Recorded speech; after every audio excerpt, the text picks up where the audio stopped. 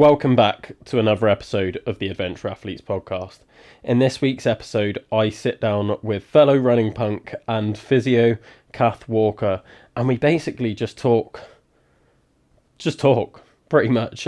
We do go into physio quite a lot, as you can imagine. We talk about injury rehab, injury prevention, talk a little bit about running, but just generally we just talk a lot. It was a really good conversation. It's one of those conversations that you have that afterwards you have no idea how you've got onto some of the topics that you have, and you can't really remember like how you got there or where it all started, but you could just keep talking and talking and talking. Yeah, it was a really good episode. Now, just before we get into the full episode, I wanted to talk a little bit about Sport in Mind. Now, I'm an ambassador for Sport in Mind, as you guys probably know, and we are doing a big group fundraiser where adventure athletes are trying to raise £100,000 for Sport in Mind in the space of a year. Now, this is a group fundraiser. This isn't just me. This is everyone that gets involved with adventure athletes. We're all fundraising into one big pot to raise as much money for Sport in Mind as we can. So if you want to get involved with that, please drop me a message. I'll add you to the group. And now, enjoy the podcast. So what would you say is your call to adventure? What are we defining as adventure? Does it just have to be running? Or? No, it can literally just be like what's brought you here, essentially. Therapy. I was working in the NHS for a long time, and I was in musculoskeletal physiotherapy, which is what I hadn't really intended to do that, but there I was in outpatients in the NHS, and I think I had a bit of a breakdown. I'd had my second child and was doing some private work, and I was just like, I'm still not quite working with the people that I want to work with, which I realised were sports people. Was suffering a really bad bout of insomnia, which was driven by anxiety, and I was seeing a therapist to help with the sleep and the anxiety. And there was a whole load of other stuff that I don't need to go into. But this, I remember she was called Maggie, and she basically said, but what do you actually want to do? And I was like, sports physio. And she's like, well, how would you do that? And I said, well, there's a course at Cardiff Uni, which is a master's in sports and exercise physiotherapy. She's like, well, why don't you go and do that? I was like, I don't know. And she said, well, is there a reason? I said, well, maybe financial. She said, is that like a total barrier? I was like, might need to go and discuss it at home, but I don't know. It was like, not that I needed permission, but for some reason I hadn't considered it before as being a viable option. And then I did the course, and I met my professor, Nikki, and some other physio lecturers. And I got my master's in sports and exercise physio. And then the next thing, I was working at the World Para Athletic Championships, and I've worked at World Indoor Athletics Championships, and then ended up as physio for Cricket Wales women and girls. Nice. Yeah. Yeah. So it's gone quite well then? Yeah. I mean, a lot of it is kind of unpaid, but I then had my own practice for a little bit, for a very short while, because then I found out I was expecting my third baby. And then I also got the offer to do the PhD, which I wasn't going to take, because I was like, I can't do a PhD and have a baby. But then spoke to women who had done PhDs and babies, and they were like, well, why not? It is possible. And the PhD was around running and developing interventions or programs to help recreational runners prevent injuries, and it was part funded by Welsh Athletics. I was like, again, people are telling me I haven't really got any reason not to do so. I was like, oh, but baby, oh, but I've got other children, oh, but finances. And it was like people that I spoke to, and my husband was really supportive, and basically everyone around me was saying you should do this, and it was just me going, oh, but I don't think I should. And I realised didn't really have any reason not to. So yeah, I did the PhD, and submitted and passed it, and here I am. Did the sort of reasons behind why you were trying not to do things, did they impact you when you did start doing them? Like you're saying with like the baby and the PhD, did that really hold you back while you was doing it? Did you find that like harder than you should have, or was it like just all right in the end? No. Because I call it, like, I had parenting, pandemic, and a PhD. Oh, pregnancy, PhD, pandemic, and parenting. So it's like the 4 Ps. And I had Isla. I started my PhD, had Isla, had 8 months out. She hit sleep regression. She was the baby out of the 3 that did not sleep. So I was trying to then do a PhD on sleep deprivation. Pandemic then hit, so I had 2 older children, and Finn and Tom and Isla, the toddler, at home while I was still trying to do the PhD. Thankfully, Zoom was invented, and online surveys, so I could still do data collection during the pandemic, and then trying to obviously do online schooling and support the kids through they were in primary school, and one was going into secondary school through the pandemic, so we kind of had all that to deal with. So no, it wasn't plain sailing. It was like everything that could happen kind of did happen. My dad wasn't very well either. He got diagnosed with a condition called idiopathic pulmonary fibrosis, and then he was given initially 2 years to live, but he lasted a lot longer than that. He was a tough old bugger, and also the treatments really helped keep him with us longer. So yeah, I kind of had everything kind of hit me, but I'm quite resilient, I think. I'm quite stubborn. I'm not afraid of grafting or hard work, and tiredness is just tiredness sometimes. Sleep deprivation is horrible, but sometimes you just have to drink more coffee and power through, or work it. I used to, parent through the day and then work at night when little one was sleeping, when she did sleep. So there were ways and means around it. It wasn't a conventional, I suppose, PhD journey.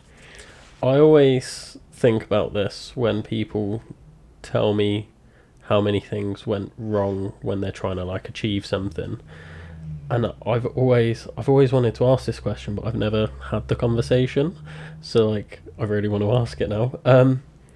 Do you think that at any point in your life, like if you think back, like it doesn't have to be like logical sense, but like if at any other point in your life, either after or before, that you would have had a period of like, oh, I could do this PhD uninterrupted and things would have been smooth? Because like in my head I'm like, there's just never a good time to do things. No, there isn't, is there? Something will always happen. Something will always crop up and kind of steer the path in a different direction. So no, and certainly for something like a PhD, which is really intense and challenging, no, there's always going to be something, isn't there? Yeah. No, we can't predict what life holds for us. We just have to deal with it all as it comes along. Yeah. And I know the PhD didn't come along at an ideal time. But it was like the perfect title for me, and it wasn't ever going to come along again, and someone else might have taken it. That the money, the funding wasn't just going to sit and wait for, oh, can you just wait until I've had this baby and, you know, and she's a bit older. No. So it was just like, this has to happen. This is mine. I want this. So, yeah, it was like, it wasn't easy, but the things you want in life never are they? Yeah. And I think that makes them more meaningful sometimes. Yeah. I just always look at, I think it's because I'm so adamant that I don't want to miss opportunities that I look at other people that have, and then they're always like, oh, it wasn't the right time. And I'm like, there's never a good time. Just, if it's what you want to do, just do it. Like, the amount of times where I've like left a job or something to go and do something else that doesn't make any sense, like career wise or financially, and I'm just like, but this is what I want to do, and it's going to suck for a bit, but then you go and do it, and things always work out, I think. Maybe I'm just super lucky. No, like, things just pan out somehow.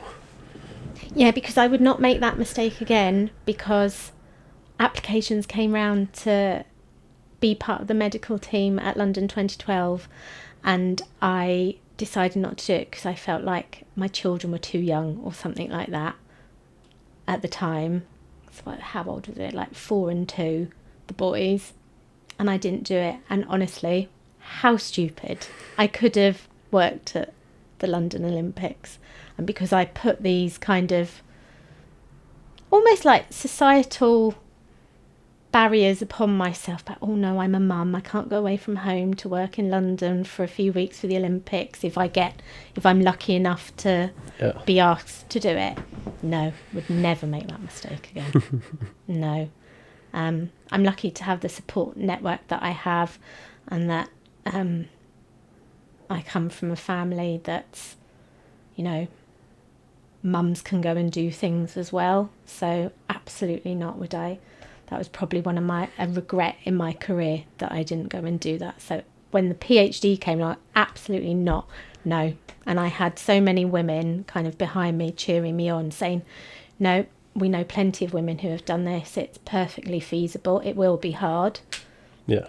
We're not telling you it's going to be easy, but it is doable. It's like, yep, this is not going to be the London Olympics again. We're doing this. Yeah. Because that's another thing that puts a lot of people off, is how hard it's going to be.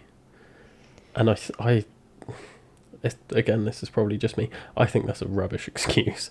I hate people that aren't doing things just because it's hard. And I'm like, lots of things are hard, but I'd rather hard now rather than hard later. Like, for you, doing that PhD was hard then because you had everything else going on. But then it's like, well, look where it's brought you, and look at all the things you've done because of it, and you can enjoy the things you're doing now, rather than the hard of the London Olympics and being like, oh, I wish I had. Like, because that's hard. Yeah. Dealing with those regrets. Yeah.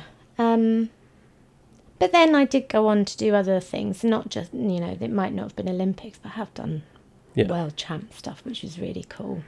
But sometimes I think people don't realise what they are capable of.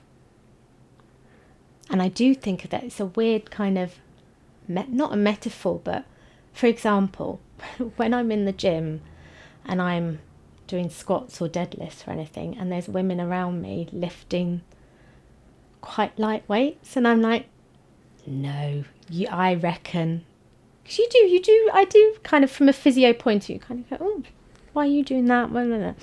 And I look at women in the gym, so you could lift way more than that. You don't know how capable you are, but I don't know, maybe they need someone to show them that.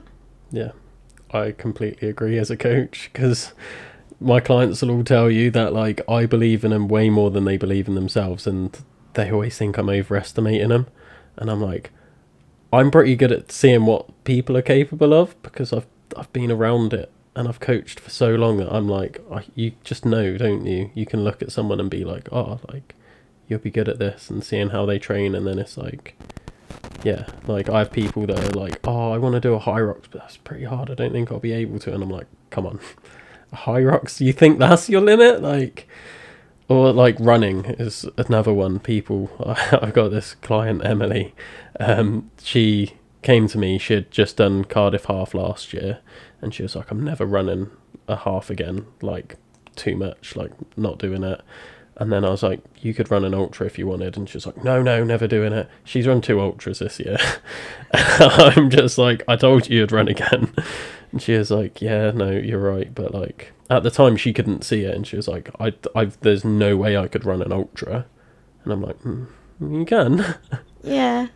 There's this behaviour change theory that we teach the undergrads, and it's called the COMBI model. It's one of, I mean, there's lots of behaviour change theories, and physiotherapy has kind of taken them on to help us promote physical activity and get people moving. But as a coach, I suppose what you've done, so COMBI is like capability, opportunity, motivation, then results in the behaviour, doesn't it?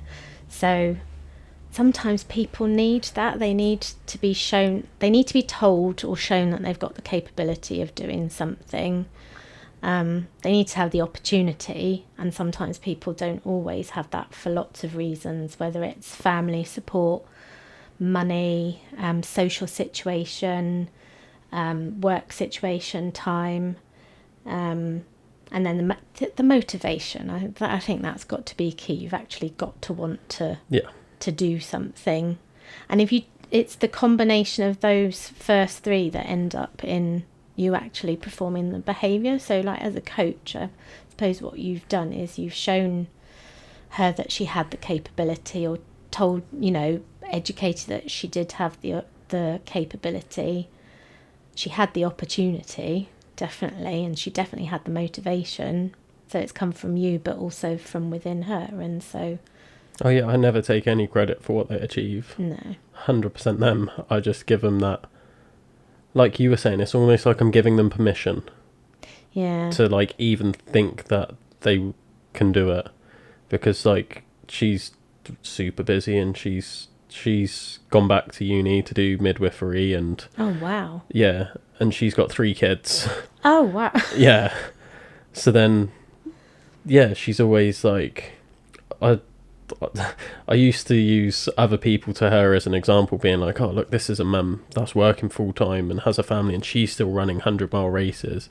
But now I use her as the example, because I'm like, "Well, look, she's studying, she's got 3 kids, and she's doing this." And it's like, why can't you do it? Like, you're just like, "Oh, I don't have time." I'm like, she doesn't have time. Yeah. If she can do it, you can do it. Yeah. I think that's where a support network comes in as well, especially when you've got family. I think there definitely has to be, someone has to have the kids sometimes, unless they're old enough to look after themselves. I got to a point in life where I've got 2 teenagers and a little one, so I have been able in like recent years to go, "Watch your sister for me while I go out for a run." So I don't feel too bad about that. But a few years ago, it was a lot more difficult. So yeah, there were a lot more early morning runs, or my favourite thing to do at the moment, if I haven't been, it's like run at 9-10 o'clock at night, which I don't totally recommend, because you come home really knackered and then fall asleep on the bed before getting in the shower. But yeah, you kind of have to, there's like a lot of bargaining, I think, that has to take place when you've got family and and it looks different for everyone, doesn't it? Yeah. Because she ends up doing stuff in the middle of the day, because that's when suits their schedule, and she's like, "Well, I don't have to look after the kids because they're in school." And like a lot of people do early mornings or late nights, and they set up like schedules with their partners of like, "Right, well, I'm going to train at this time and you train at that time," and they have like a rotation. And it's like, my point is, there's always a way to work around it. Like, generally, there are like a few examples where it's like, okay, like you just generally can't work around it. Obviously, being like a single parent is completely different to still being in that relationship, and there's 2 of you. But yeah, got to make things work for you. Yeah. I do feel for a lot of people, because I do, like, they don't realise they have the capability, and I think that's sometimes down to education and learning and about what they're able to do and what is possible and what is safe, because I think there's still a lot of unhelpful myths out there about physical activity, particularly around running. I mean, we still get the myth about how bad running is for your knees, and it's just not true in the slightest.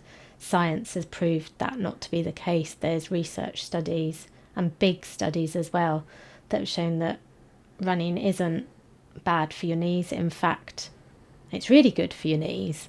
And there's been a big study which they called the asteroid study. They had an acronym in the name. I was really impressed that they got asteroid out of it.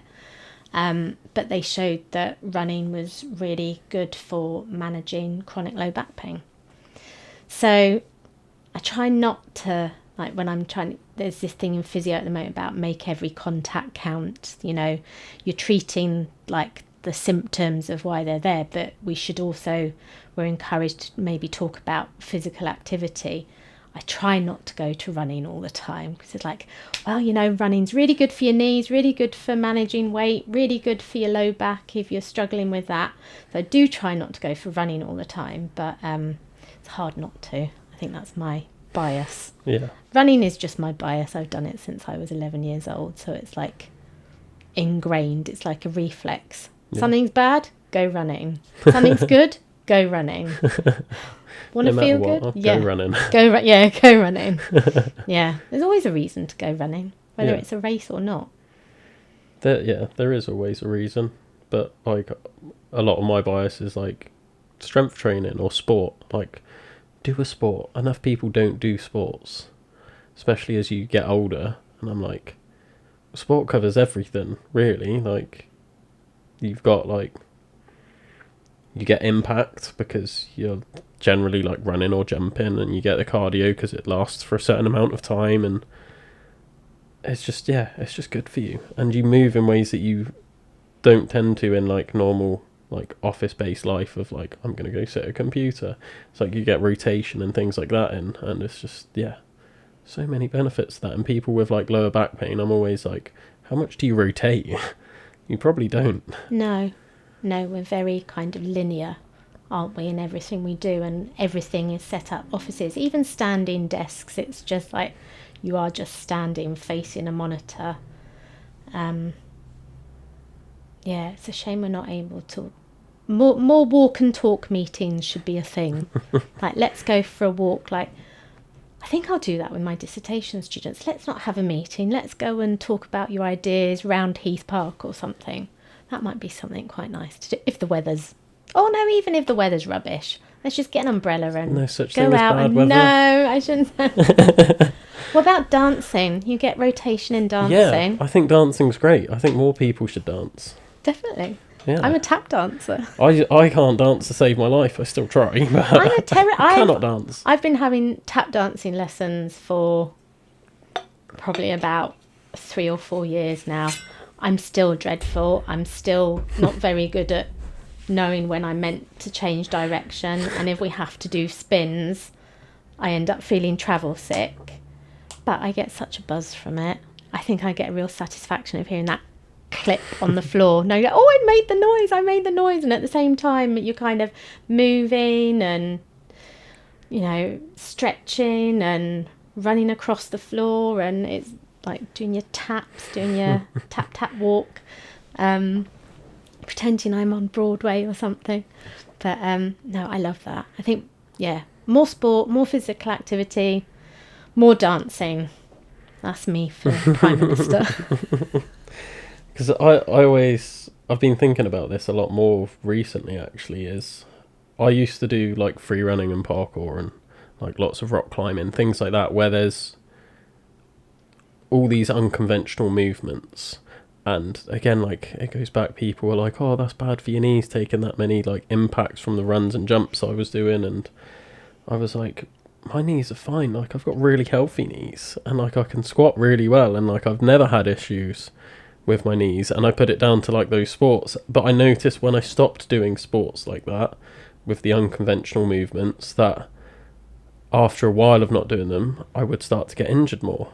And I was like, it took me a while to figure it out, and I'm like, I'm just like, I went from that to like just weightlifting, and then it's like, well, that doesn't replace, like, it's good for you, but I'm like, I am getting injured more because I'm moving in that linear sort of plane. Yeah. When you were doing all the other stuff, you had more degrees of freedom, Yeah. and you were able to manage your centre of gravity in different positions, and your joints and your muscles were getting used in more ways than just a straight kind of sagittal plane. Yeah. Yeah. And I think, and it's more enjoyable as well. You can have more fun, and people are always like, oh, but I'll be bad at it. It's like, be bad at it. Be bad at it. It's okay to be bad at things. Be bad at the thing. Yeah. I'm terrible. I'm never going to dance in front of anyone. And my tap dance teacher hasn't kicked me out yet. But yeah, just be bad. We should be allowed to be bad at our hobbies, whatever they are. Yeah. Because at least you're having fun. At least you're trying. At least Yeah. you're having a go. So no. I think this is where, like, I'm quite good at things, though. It's because I've been bad at so many things that... Because learning's a skill, isn't it? So I've just got really good at learning. Like, I've learned how to learn. Yeah. So when people are like, oh, like, come try this, then I'll go and try it, and they're like, I'm not like amazing at it, but they're like, you've picked that up pretty quick. And I'm like, well, I've got like this whole range of experiences from other sports that I can now use and be like, oh, this is kind of similar to that. So like, you just link things. Yeah. But I've just done so many things that I just can link it to anything and be like, okay, like, I can move in this way and that will help.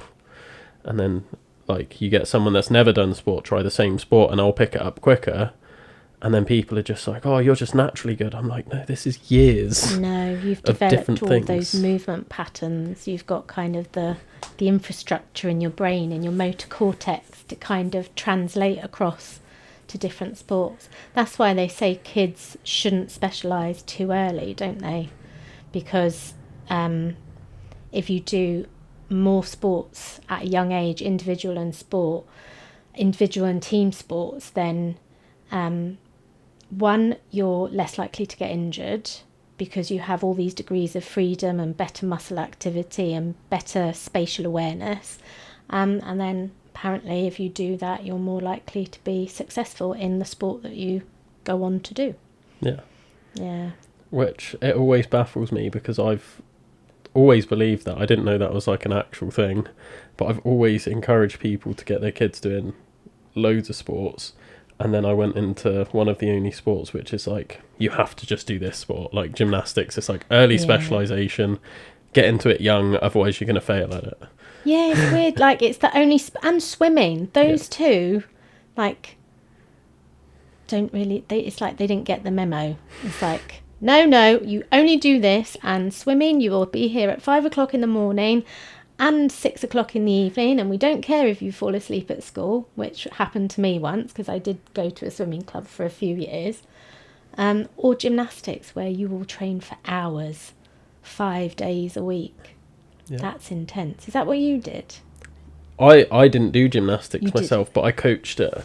So I was coaching the kids that were doing it like 20 plus hours a week at like 10 years old. And yeah. But then I don't see how you can learn to spin like that in the air without doing all that practice. I always find it funny because I was a decent coach, but I'd never done it. But like, I taught myself free running in my garden, so like, I learned a lot of the skills, not to the same level, but like, I was pretty good. And then it was just like, well, I've just taught myself that in my garden just because it was fun. Yeah. And then it's like, yeah, there's definitely, I do think that is a lot of training for kids of that age. And then for developing bones and end plates and and growing and brains and and you do find, like, this has always been a massive criticism of mine in the sport, is like, you do find there's not that many older gymnasts because and it's not just that, like, everyone's like, oh, they've just outgrown it because like they're too old now. And it's like, I think they're just probably burnt out from doing it, and they get Yeah. so injured. Like, you look at like a lot of the elite gymnasts, and part of it is just like accidents happen, you're going to get injured. But then look at how many like repetitive use injuries and stuff there are. It's like, it's way too much. Yeah. And that's just years of like abuse, essentially. It's not a great culture. Well, it hasn't been a great culture in recent years either, has it? No. I don't know about where you work, but I remember I watched Athlete A on Netflix. I was like, no child of mine is ever doing gymnastics. And then there was a lot that came out from like British gymnasts about coaching behaviour. But I don't know if that's like old school coaches that were still employed by British gymnastics. Definitely a part of it, but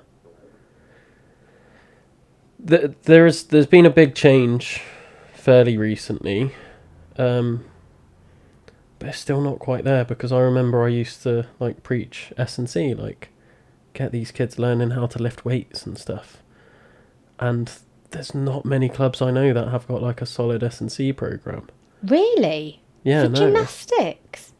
I thought they would have been all over that. I know swimming isn't great for S&C, because talking to a physio who works in swimming, coaches at his club thought he was balmy for saying, well, maybe your sprint swimmers should start doing some S&C, but they're like, no, it'll make them too heavy in the water. And it's like, but they'll have the power. I don't know what their reasoning is, but like a lot of it, because a lot of gymnastic skills anyway are sort of like, it's just really advanced S&C, essentially. Yeah. So like, I get that, but then it's like,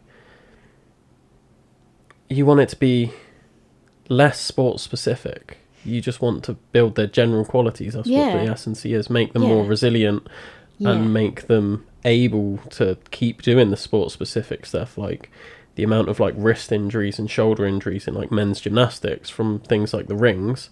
It's like, well, how can we strengthen that without just doing more rings? Yeah. Because their approach is like, oh, let's do more rings. Like, that's what we do. That's what we've always done.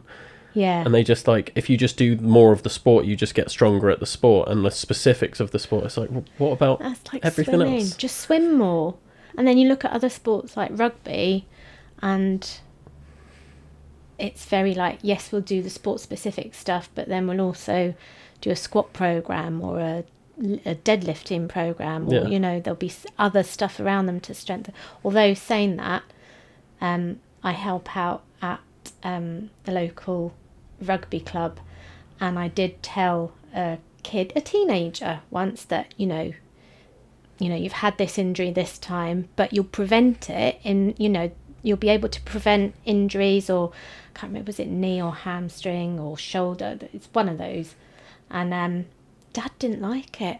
He compared it to breaking a horse in before they were ready, or something like that. I don't know, some kind of analogy. I don't know horses. Something around horses and doing something too soon to a horse, and children or teenagers shouldn't be. He was too young. He was like 15, too young to be doing any weightlifting. I was like, I'm not telling you that I want him to become like a powerlifting champion. I'm just saying, you're not getting him to do what like 1 rep max is. Yeah, we just some resistance training with some dumbbells or something if you don't have access to a gym, and he just would not have it.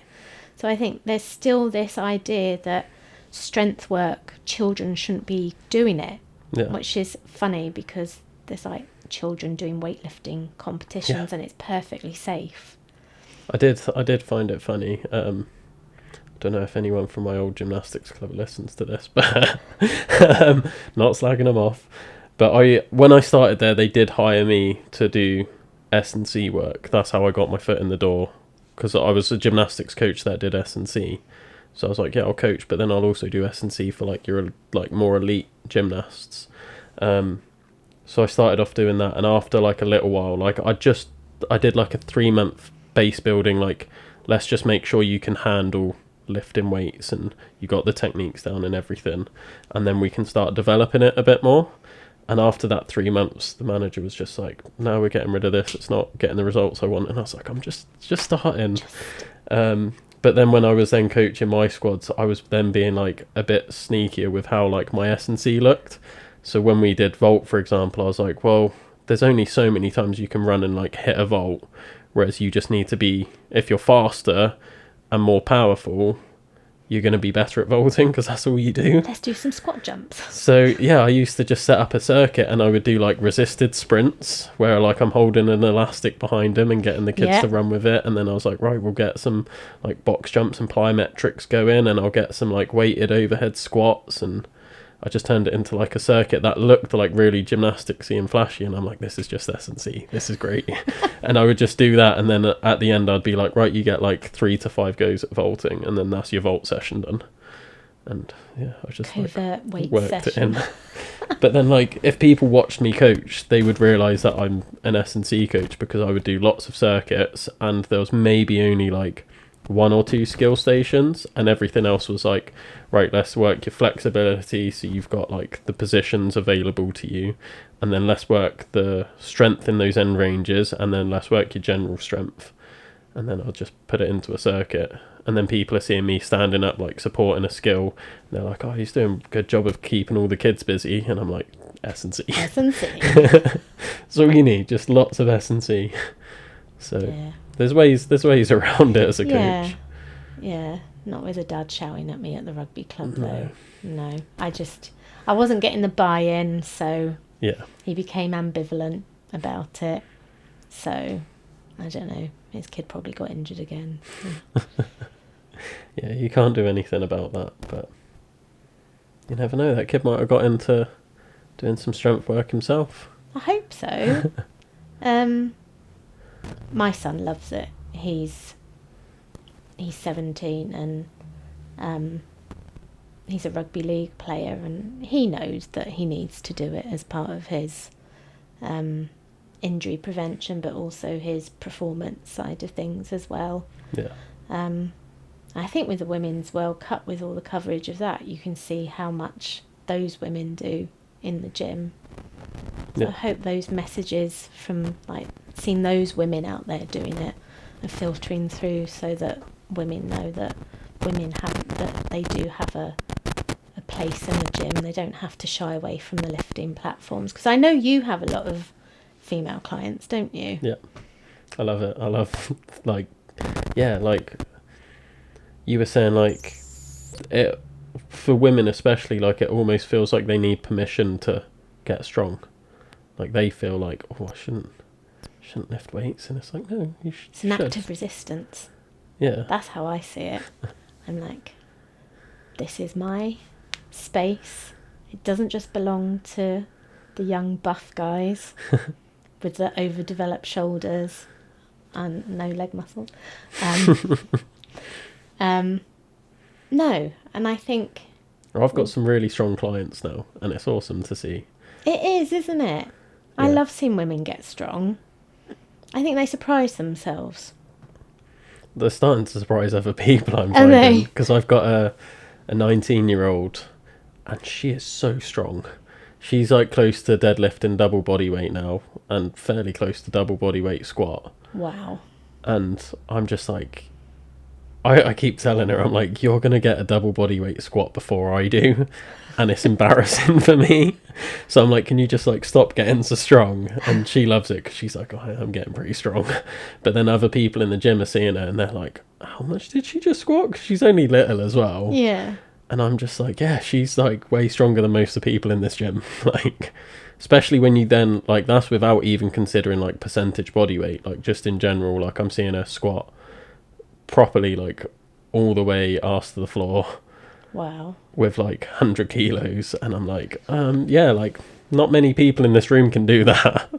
Like, but she doesn't really understand how strong she is. But when she gets the attention, I think she starts realising, and I'm like, yeah, no, keep doing this, you're really strong. Good for your client base though, to see that, and like other people who want to train, if they're seeing the results that you're getting. Yeah. That's amazing. And I sort of get everyone on the squat racks, no matter who they are.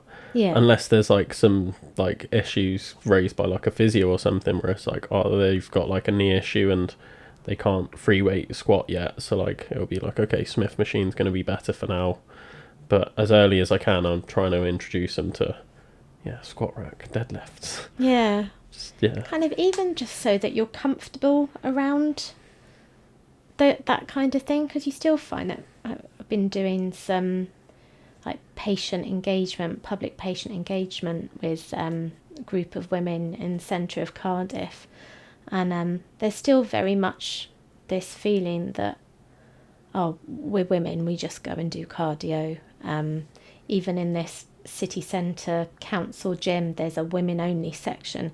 Apparently these women told us it's just all cardio, so if they want to go and get any weight stuff, they need to carry it upstairs, and very often there's no one around to help them, or someone will say, oh no, you can't take that up there just now. So they're kind of like, well, if I want to go and lift weights, and this is a group of women who kind of have kind of religious, cultural issues around exercising in front of men, so they don't want to then go and lift in the mixed area. They're kind of being excluded, and it's like, well, for women it's really important, I mean for men as well, but for women from a getting older point of view, preventing osteoporosis, reducing frailty as we age, reducing the chances that you might start falling, maintaining your balance, just maintaining independence as well as you're getting older. But this group of women are saying we want to do these things, but like the structural kind of issues that we have regarding the council not letting us have these things upstairs because of this perception that, oh, women they just want to do a bit of step machine or a bit of cross trainer, and they don't. So there are women who want to do these things, but they need a will with them to train them, but they don't, or a female version of will. You will get like a lot of women that will only train with like a female PT, and it's good to see that like they're even like the female PTs are getting them doing that stuff as well, because I'd hate for it to be like, oh, I'm going to a female PT and then they don't get to experience that side, because it's not just for men. Because I know, like, I've worked with female PTs before and they've been like, yeah, no, we're not going in a squat rack. And I'm like, you're a PT. Like, what? Yeah. Why not? And they've got, like, similar perceptions where they're like, oh, we'll just go and do, like, a core workout on the mats and stuff. And I'm like, yeah. Do some fat burning. But I think I'm quite lucky where I work, where all of the PTs pretty much are, like, really strong. Everyone's got their own different like biases towards what they want to train, whether it's like they want to be more of like hierarchy or running or resistance training or whatever it is, but like they're all like pretty good, and it's like they've all will just like there'll be that example as well. So like there's the one that's like she's insanely strong as well, she's doing like weighted pull-ups and stuff. And I'm like, this is awesome, like, for not just, like, their clients, but, like, just other, like you're saying, women in the gym, just seeing that. It's like they need to see it to be like, oh, like, I want to be able to do that. Like, we can do that. And it's like, yeah, you can. Yeah, like, it's role modelling, isn't it? And representation. If you see someone like you doing something, then you think, well, actually, I can go and do it. Yeah. I've just never... Well, in the gym I'm at the moment, like, I've never seen that barrier be an issue for anyone. So, like, I haven't thought of it for ages until you brought it up. And it's like, thinking back to other gyms I've worked at, like, I have seen that barrier. I've never, obviously, like, I've never experienced it myself, but, like, even secondhand, because the first gym I worked at, we had a women's only gym, and they did have, like, the lighter weights and stuff in there. But I'd often get women coming up to me and just being like, oh, can you help me move this in there? And I'm like, yeah, sure. Like, you've got that space, it's fine, we can put stuff in there if you want to use heavier weights or whatever. So I've never thought of it, really. Yeah. It's like TheraBand. I haven't used TheraBand for very much for years, because it has its place, but I realised fairly early on that it doesn't really it's not really resistance training or providing any adequate kind of stimulus for what you're trying to do. So yeah, I am, again, my bias is I'm team heavy. Yeah. But then for like running and injury prevention and even treatment of injuries like Achilles tendinopathy, we're very much going down the heavy resistance route now. It used to be, I mean, and it depends on the patient. There's still the eccentric protocol, like the drop down over the step protocol that I know is quite popular, and does have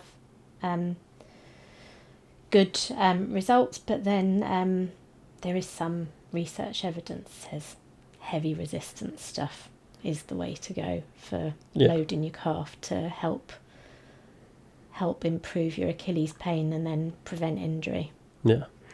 I think a conversation I had with someone recently was, I've had it a couple of times actually, and a lot of the complaints I've had about physios have been around like, oh, they just got me doing these really light exercises and then they like send you on your way and then that's sort of it.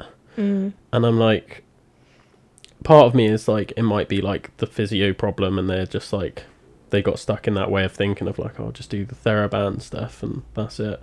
But I think a part of it might be like either a client problem or just like a systematic problem of like, I think physios should be treated more like personal trainers. And it's like when you've got your client, you have like an app and you set them up on the app and you get, like, I know it's just not how it's funded or anything, but like if I was a physio privately, I would be like, right, I'll take them on like a PT client and you pay to see me like once a week and you follow this plan online, and then I can actually progressively overload it for you and see the changes rather than like, because I know like with you, I would see you and then it's like, okay, like what do I need to do, and then I'd go off and just do it. But then for me, I know I've got like enough knowledge that I can progress that myself and be like, right, this is how I'm going to progress it. Whereas a lot of people don't have that and they do that and they're like, oh, it feels a bit better, I'll try and do something like I used to, and then it's like, oh, it still hurts, so I can't do that, so I'll just keep doing more of that. It's like the TheraBand stuff will get you so far, and like with Achilles tendinopathy, it's like, well, you do like some TheraBand stuff at first, and then in my head I'm like, okay, then I'll do eccentrics and then I'll progress to heavier stuff, and it should be like a progression, not like this is how I just treat someone and then I see them once and then they're gone. And I think there's sometimes we don't get to the point, the return to sport point of the rehab. So the pain has eased off, the range of movement is back, the muscle is stronger, but is everything ready to go back to the impact of running an ultra or getting back on the rugby pitch? So I do a lot of return to sport testing. So at Pontyclean Rugby Club a couple of weeks ago, I was doing some end stage return to sport stuff with a prop. So I got on the pitch with him and we were doing I was lying on the floor beside him. Like I was pretending I was a prop, and we were both getting on the floor, getting up, doing some variation of like a Turkish get up, doing some little bit of sprinting. He said he's not really doing a lot of that as a kind of a second team prop, but trying to think about the demands of the sport. So yes, we've got kind of to the point where things are better, but we need to have like some trial runs before you go back on the pitch, and just make sure that everything stands up to the demands of the sport. So we did a lot of crouching and pushing, deep squat type stuff, but kind of trying to recreate a rugby scenario around it. And it's not going to be perfect. It's not going to be anything like being actually on the pitch or doing training. He refused to do a bronco with me, which I was kind of all right about because they're disgusting. But no, and at that point I was like, no, I think you're okay to go back to training, but I do think that's where a lot of, and the problem with running in particularly, a risk factor is previous injury. And it is because we don't get to that return to sport bit of the rehab. It's kind of, oh, you're stronger now, you're better, your pain's gone, off you go. And then you get injured again. But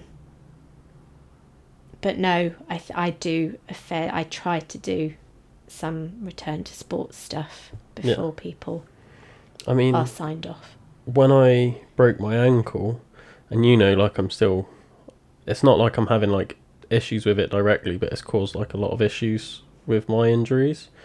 And like that was 5 years ago, and I still constantly do rehab for it. It looks different to the TheraBand stuff, obviously, but it is still ankle rehab, like all my plyometrics and everything.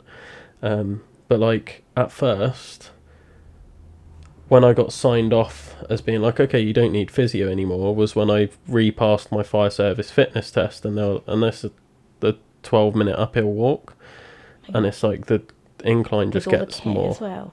No, just trainers and shorts. Okay. And I was like, okay, because it's not really much of a fitness test, like it's quite easy. But they were like, once you can do that, then it's like you're fine. And then I did that, and then I was like, I still don't have confidence that like I could go to a wildfire in full kit and just get to the fire with my ankle how it's feeling. They're like, okay, well, just let us know when you're ready, and then we'll be able to sign you off. And I was like, well, what do I do in the meantime?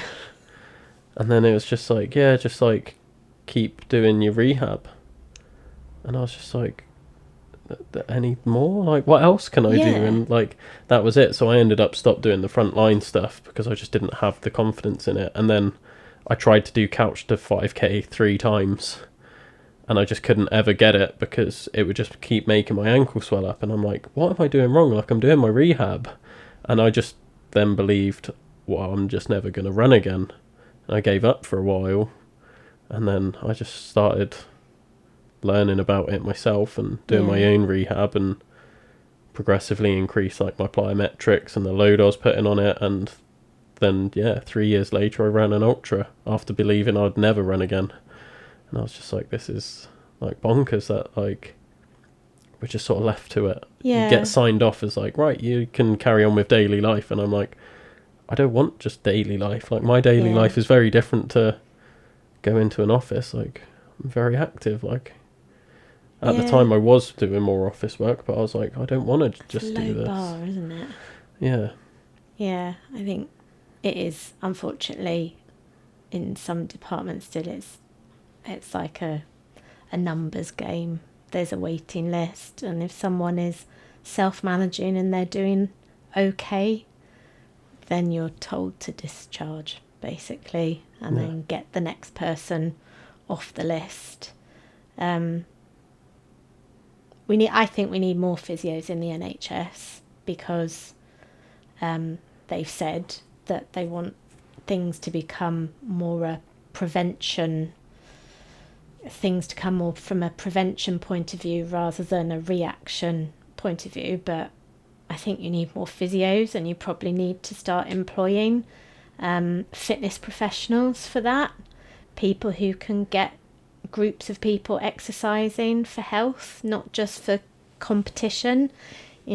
Get more chronic low back pain classes going, chronic knee classes, helping people lose weight, helping people become better versions, like healthier versions of themselves. That would help reduce like type 2 diabetes, cardiovascular disease. But then in the next breath you hear that they're cutting physio posts. So it's like, well, the two don't marry up really. Kind of, you want to do prevention type stuff for the population, but then you're getting rid of the people who can help with that. So I don't know. I think it's a problem, like, generally as well, and like knowledge based, like for PTing and like working in fitness and everything. Like, I don't see a lot of people focusing on longevity. No. And I'm just like I'll be coaching my clients, and like I've got some that have like lower back pain and stuff, and I'm like really trying to figure out like what's causing your lower back pain. Is it like hip flexor weakness, because like that's going to affect it, or is it like, do you have something chronically in there, or are you just like, are you lifting and bracing wrong, like what is it? And I'm trying to like really figure it out, whereas I know other people are just like, oh, you've got lower back pain, or it'll be like you're just sitting too much, like generally. And I'm like, yeah, but what can they do about that? Like they work in an office, they're gonna sit. What can you do about it? How can you help them? And it's like, and I'll look at like fitness classes, and I look at some of the stuff that people are doing, and I'm like, that's not going to help them when they get older. And I'm like, what can you do now? Like it used to be called functional because it was in like the functional area, but I always took that as like functional as like, the way I plan those classes is, what do I want to be doing when I'm like 60, 70, 80? I want to be able to get off the floor. I want to pick heavy things up. I want to be able to carry things. Like I want to be able to lift something over my head. Yeah. And then I just look at that and I'm like, well, how can I get these people doing things like that? Yeah. And like how, because we got like a wide range of ages from the classes, from like your 20s all the way up into like the 60s, 70s. And I'm like, the guys that are in those classes, I'm like, they're doing really well because they can still do these things. And it's because they've done all of this training. Yeah. It hasn't come from like just bodybuilding training. And no. And it's never too late either. Oh, no, definitely not. I think there's that perception that once you're past a certain age, that's it now. There's no chances. But you can always, I know there's like age-related sarcopenia and our muscles do decline and our bones, but you can still do something. Yeah, it's never too late to make an improvement. You might have missed like the optimal time to do it. Yeah. But like I missed the optimal time to start learning somersaults. Like I started doing that when I was like 15, and you ask any gymnastics coach, they're like, yeah, no, like 5. 5. And I'm just like, So 45's too late, is it? They say that, I disagree, but because we had like a really good gymnast in the club that started when she was 17. Oh wow. She was one of the best in the club, and I was like, no, you can learn quite late. Yeah. Like it's not. There's not all all these over. kind of rules and myths about what should happen and what is possible, and there are many people that disprove that. It's like I've found out recently that you don't hit like prime for ultra running till you're like in your mid 40s, early 50s. Oh, okay. And I'm just like, I wasn't expecting that. Like, I don't know why that is. I wonder why. But yeah, you look at like a lot of the people in ultra running, and it is sort of like there's a lot of like older people doing it, and like it's becoming more popular now with social media, and it's like the in thing, I feel. Yeah, it is quite saturated. So you're getting a lot of younger people doing it, but I don't necessarily think that's a good thing. I'm glad they are because I love ultra running, but like there's people that are really young getting into it, and it's that they might not have just had those years of conditioning that all these older ultra runners have, and it's like I do feel like there's more injuries in younger ultra runners than older ones. Okay. I think that might be partly to do with like just competitive mindset, and they push a lot. And they're like, I want to win, and like, yeah, you look at all these online things and it's like, oh, I won an ultra, and it's like, oh, I want to do that, like, and I can post about that. But it might just be the fact that they just haven't done it enough. Yeah, and maybe the older experienced runners, they have built up that resilience like you did with parkour and all your other sports you've built up that general resilience and that ability to learn, whether older runners have over decades built up that. There is something in the literature about resilient runners being less injury prone because they have a reduced susceptibility to injury because they've got the muscle power, the endurance, the knowledge, I suppose, about what works for them and what doesn't, and when to stay away from interval training and when to do it, listening. They know the signs of injury, whereas maybe younger ultra runners don't have that innate knowledge yet. I do think it's quite interesting. And I'm all for more people getting into running, especially absolutely. ultras. But like, I'm probably the worst person that they can hear this from, that like being careful getting into it, because I wasn't careful getting into it. And I'm still not careful getting into a lot of the things I do. But yeah, I know that I've got, like you're saying, just years of resilience built through other things that I know I can get away with it. I get a lot of comments about how quickly I return from injury. Like people were surprised where after my 6 I had the month off on crutches, didn't I? Yep. And then a week off of crutches, I ran an ultra and came top 10. But like, I knew that I was capable of doing that. Like, I'd managed the pain, and I was like, if this pain gets more than like a certain level, then I was willing to stop, because I didn't have any place being on that ultra. I was just having a bad day, and I was like, I need to get it out. I decided on the morning that I was doing it. Yeah. And I was like, if it gets too bad, like, I will stop. Like, it's not worth making this worse. And then, like, the day after, I was managing, being like, does it feel worse than it did yesterday morning? And I was like, no, it actually doesn't. So I knew that, like, I hadn't pushed too much and that I was fine doing it. But like, that's years of experience of being injured and rehabbing and being religious with my rehab. Yeah. And yeah, learning, having that knowledge, that real life injury education. Yeah. Whereas, yeah, like a lot of people I talk to that get injured and then they're surprised how quickly I come back from it. They're like, well, how did you do it? And I'm like, I know the steps, and like I was saying, like, I've progressed through them and I know how to progress things through my fitness knowledge, whereas I didn't just get the exercises you gave and just be like, okay, I'm just going to do them every day for like 4 weeks, or like give up after 2 weeks and then do it sporadically. Like, I did them and I progressed them, and I'm like, right, this is at a point where it's still uncomfortable, but it's not painful, it's not getting worse, so I can push it more, and just judging that. And I think people can recover quicker than they think they can if they do it right. Yeah.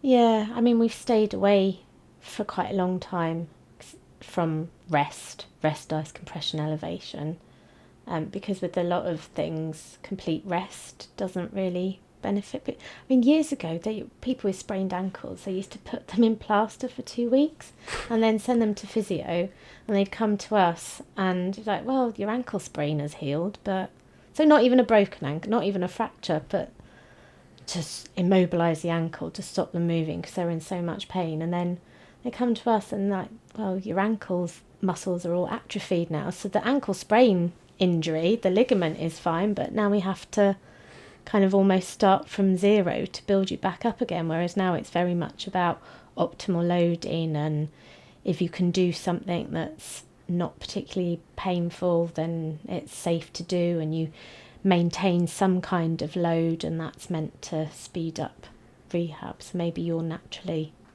kind of doing in that process when you're injured. Yeah. You're basically a physio, Will. You didn't realise. I think I would want to be, but I don't like the idea of going to uni. They do internships now, apprenticeship type things, yeah. So you don't go to university. You are on site with physios working, and you get your qualification that way. Do you have any internships? I'll be interested. I don't, but I'm sure there are some in like different in some of the trusts in Wales, because I think maybe that's the way. Ask more off air, because I'm very interested. But like all the folders you can see on the bookshelf there, they're all from S&C and injury uni qualification that my friend did.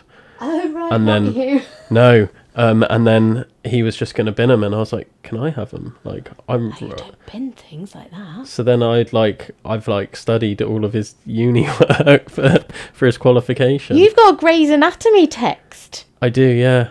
I got that in secondary school when I was I was going into my human biology A level, and I bought that. That was one of the first books I ever bought because I loved like anatomy, and then I was like, oh, I'm gonna read this, and I used to sit in my human biology class reading it. Oh, Now, I found one in a bookshop, a really old version of that book in Hay-on-Wye, and I didn't buy it. And I really should have. Oh, it's such a good book. Yeah. Oh, look at your book collection. Sorry, I'm looking at your books now. Oh, I got that book. So a lot of those books, and my Amazon wish list is the same, where I looked at basically what you would learn in uni and the recommended textbooks, and I would go on like the different uni websites, and then I'd add them to my list. But like some of them are really expensive. Yeah, so like they're still on the wish list, but like no, you need to buy them second hand. Yeah. I've got a few second hand books. Yeah. Oh, I love this. The BMI guide, the guide to sport injuries. Is that for you? Yeah, but like I've got loads of sports injuries books because I'm fascinated by it. Which is what I mean. Like, so I've probably got like enough knowledge to do a uni course, but yeah, you probably do, and you've got the coaching skills and the ability to talk to people and the empathy, and I think you'd be good at like the shared decision making and patient-centered care. I think you'd be a great physio. I think I would, and that is something that I was like, if I did ever go to uni, like I said, that was what I would go and do now. Would you get up in the middle of the night to go to ITU? Probably. Yeah. Would you stick a tube down someone's breathing tube and phlegm off their chest? Yeah. There you go. You could be a physio. That was a bit I didn't like. Because I felt like I had life or death in my hands. I used to walk on to ITU when I was on call. They'd call the physio, can you come out? Paediatric ITU was even worse. I'd be like, no, it's a I have to go and see a little baby. I don't want to do it. And they go really quick. These tiny little babies, they get their chests all clogged up and they go, bless them, they go navy. They go like the colour of my nails when they're going off. And like, they're like, physio's here, can you just, do something? I'm like, oh, I'm a bit scared, and the parents, and then, oh. But then they come up quite quickly. But no, I used to feel it wasn't my place. Cardiorespiratory physio was not the one for me. Some physios are all over that. They love it. I was just very conscious all the time when I was on ITU that people are potentially dying in here, and I don't want to make a mistake and it be all my fault. I know it wouldn't have been. It was very rare that would have happened. But I just couldn't get this idea out of my mind that these people are all so sick, and you're asking me to like do all this kind of shaking on, and I couldn't, and things beeping and me going, no. See, I quite liked the pressure when I was a firefighter of like, this is life or death. But simply because like that made me want to be I always wanted to be the best firefighter, so I trained my absolute arse off to like make sure, because in my head like most of the calls, probably like 99% of the calls are false alarms. Like it's very rare that you go to like an actual fire compared to like what it used to be like, and if there is a fire, like it's very unlikely that it's life or death. Like the amount of firefighters I spoke to and they'd never been in like a life or death situation, and then I was like, but there's always a chance, and it's like I don't want to turn up on that chance and be like unfit or unable to do my job, or like just miss something that I should have known, because I saw so many people, and it's just people, right? They're like, they just get complacent, and I was like, I just never want to be complacent. No. So I quite like that pressure. I felt like they just deserved, all these poorly sick people deserved a better physio than me. I couldn't be their physio. There were better physios that had the stomach for it. I couldn't. I wasn't. No, so yeah, MSK was... I think that's what I'd rather do anyway. MSK. But yeah. Yeah, knees, ankles, back, shoulders, necks, yeah. Muscles and joints. That's my favourite thing. Have you ever been to like an anatomy dissection? I feel like you'd love it. I haven't, no. Yeah, I'd like that. We used to have sessions as CPD. They would arrange for us to go to the anatomy lab at Cardiff Uni, and we'd be able to, like, the bodies would all be prepared. You know, you didn't have to see anyone's faces. Like, people have donated their bodies. Really, like, an amazing thing to do to help advance science.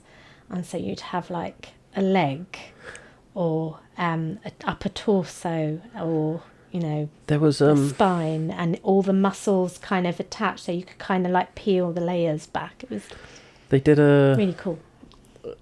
There was a tour exhibition sort of thing called Bodyworks. That German guy, Yeah. wasn't he? Really? Did you? No, I never went to see it. I've been a few times actually. It's so fascinating. Yeah. It's very fascinating. But then I found out that he was a bit dodgy, and he didn't necessarily get... There were some people that he was exhibiting that didn't give full consent to... Well, they didn't, See, I didn't completely... know that, but... Nobody did.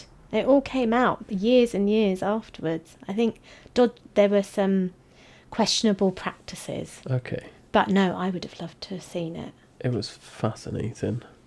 Because he did ones where it was like cut up into like panels, so you could like see the inside of like each panel sort of thing. So it had like the full body, like but cut up into, like you do with an MRI scan, you like, and a CT scan, Yeah. you like, but real life. Yeah.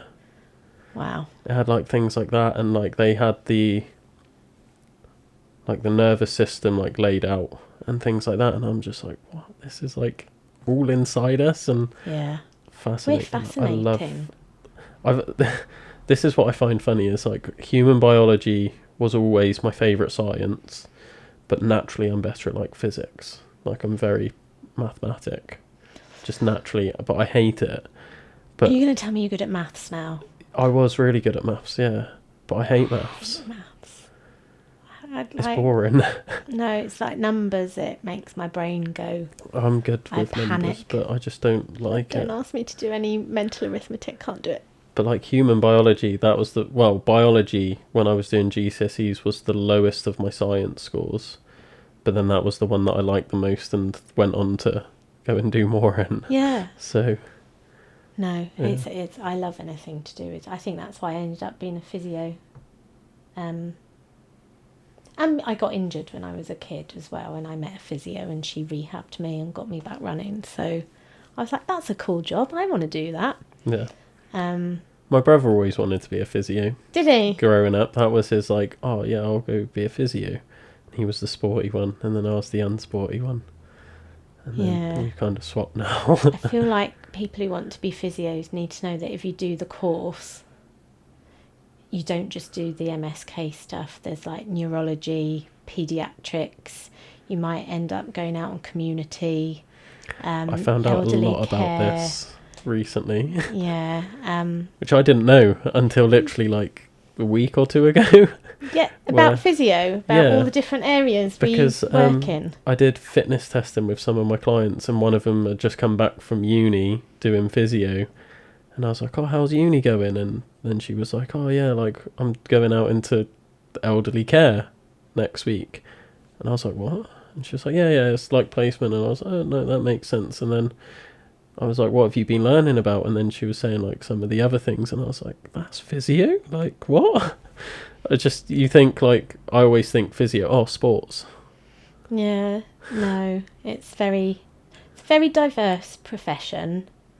Like when I was training, I did think I was going to be a cardiorespiratory physio because I had really good experiences on the wards and treating people. And then when I was like, okay, you're junior now, you need to go off, at least when I was training, there was always someone with me to stop the panic and would take over if I wasn't sure what to do. I didn't like it then when it was all on my own. And then, yeah, paediatrics I loved. Really did like that. I did think I might have gone into that.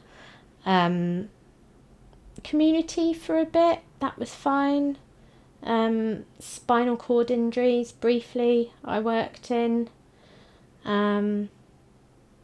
but I found my home in MSK.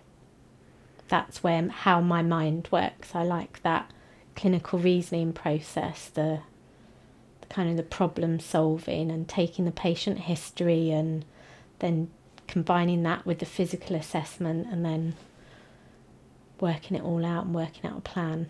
Yeah. Yeah. That's the side that I'm most interested in. Yeah. I think as you can tell by my book collection. I know, and you've diagnosed yourself and you've rehabbed yourself, so like your very own case study. We just need to get you an apprenticeship now, and then you'll be a physio. Yeah. Then you can set up your own clinic.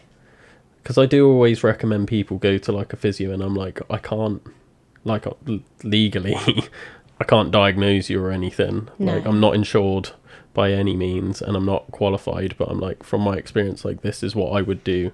Yeah. And I help my clients, especially once they've been signed off by a physio, like we were saying earlier, and they're like, right, like you're just good to go, and they're like, but I can't do the things I want, and I'm like, don't worry, like I'll help you. And that's when I sort of like take them on, and I'm like, right, let's get this, you like your ankle better or whatever. And I'm like, I've been through the same process so many times, like I've been getting injured my whole life. Yeah. I would say though that even though I was an MSK physio, I think the other specialties that I've worked in have helped complement, and getting that knowledge about different areas has helped. So I've got the background of, I've got an understanding of different neurological conditions, cardiorespiratory conditions. I know that there are some medical conditions that can masquerade as musculoskeletal conditions, and I know how to kind of assess and work out the difference. And then I know, you're not for me. Yes, this pain, it looks like a shoulder pain, but I think it might actually be something else, or a back pain, or if there's something systematic, kind of an underlying cause, then I have that knowledge that I can say, no, I think we need to get you back to your doctor. Yeah. To get more tests done. And I think patients appreciate that, that I hold my hands up and I'm honest and I say, don't think this is actually a physio problem right now. I think we need to get you back to your doctor to get more advice and more guidance. I don't think enough people in general do that. It's like, I don't know about this stuff. Go off and like signpost them somewhere else. Like I see it in PT and all the time, where it's like, obviously PT's quite competitive, and it's like you're all in the same area and like you're trying to get as many clients as you can, but like I've seen PTs that have no real understanding of like how to train for like a high rocks, have a client come to and be like, oh, I want to do a high rocks and I like you, so can you train me for it? And they're like, yeah, sure. And do they just like, bullshit then, or do they try and learn, or do they just... It really depends on the person. Like I feel like some people do try and learn. Like I've had people come to me and they're like, right, I want you as my PT, but I want to do this, and I'm like, I don't really know that much about that. I'd recommend going there. They're like, I don't like them, I like you. And then I'm like, well, I'm happy to try and learn about it, but like just know that like I don't know that much about it and I'm learning at the same time as you. Yeah. And I think they, like you're saying, they appreciate that honesty. Yeah. Whereas like some people will just try and blag it and just be like, yeah, no, that's fine, I can do that. Or like, it kind of bugs me when people that aren't into running then try and coach people that are runners. And I'm like, I get it if that's not their only goal. If someone comes to you and they're like, I want to run a marathon, but like it's more important that like I'm just fit and healthy and I've got all these other goals, then it's like, yeah, fine, like yeah, you're like just doing it as like an add-on. But if it's like, no, like I want to run a marathon and that's a performance thing, and they're not trained in running and haven't done running themselves, and I'm like, well, just because you've got a PT qualification, like that's not the same as training someone for a marathon. It's like a running coach going and trying and coaching rugby. It's potentially dangerous.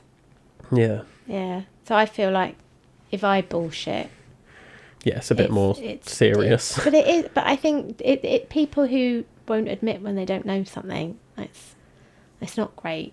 No. Yeah, there's potential for harm. But the thing is, like, I always feel like if you said to me like you didn't know something, if I ask anyone the same thing, like I feel like I would respect you more for being honest and open about it. Yeah. But then if someone asks them something that they don't know, they feel like awkward. They're like, oh, I should know this, or like, and they feel bad about it, and that's why, like, I think a lot of people try and get away with it. Yeah. And it's like, but like, if you flip it around, then like, you've just told me that you would respect them more. So like, do you not see that they would respect you more if you were honest? Yeah. And it's like, again, it's that whole perspective thing. Like, they're trying to do what's best for them because they're trying to protect their reputation or how they're viewed or whatever. When really, like, they just need the perspective of, oh, if I flip this round, like, I would just rather the honesty. Yeah. And that would actually build more respect. Yeah. I mean, a bit with, like, the thesis, the PhD thing. People say, oh, you must be really smart. You've done this. Yeah. I'm an expert in my 80,000, 100,000 words or whatever. I'm an expert in that. Yeah. And I do have some extra knowledge about some other bits, but I'm not an expert across the board. I'm a world expert in, like, my bit, but I am happy to admit that I don't know things, and I'm still learning. I think that's what I love about being a physiotherapist. Is I said this. I had a student on an interview say, what do you think is a really good attribute in a physio? Do you mind me asking? I said, no, it's someone who's curious. Like you said, you're really curious. I think it's a really good trait to have in someone in healthcare, or someone, or just anyone really, is just having that desire to learn and kind of know a bit more about something, and be willing to know when you don't know something, but be open-minded enough to say, right, well, I need to go and get educated about this. Yeah. I think that's a really good thing. I think that should drive people's careers. Being curious. Yeah, because I feel like everyone is curious, but about different things. Yeah. Like, I'm curious about fitness and, like, the mindset, like, because everything I do comes back to fitness in some way.